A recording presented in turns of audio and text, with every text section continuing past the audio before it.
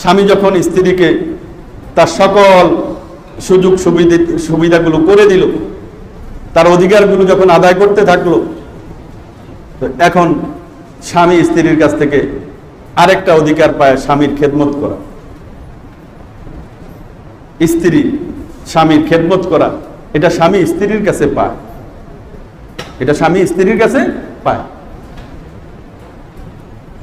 এবং বিপরীতে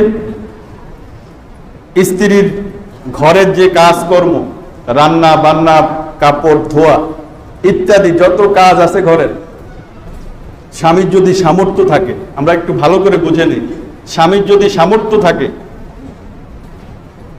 তো স্ত্রীর এই সমস্ত রান্না বান্না থেকে নিয়ে কাপড় চোপড় ধোয়া থেকে নিয়ে যত যাবতীয় কাজ আছে এগুলো করার জন্য কাজের লোক রেখে দেওয়া, এটা স্বামীর কর্তব্য।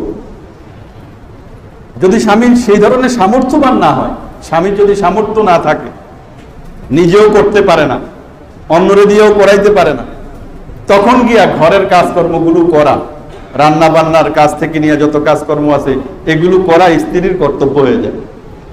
কিন্তু স্বামীর সামর্থ্য থাকলে তখন আর এগুলো স্ত্রীর কর্তব্য থাকে না, এগুলো স্বামীর ব্যবস্থা করে দেওয়া হয়, দায়িত্ব হয়ে যায়।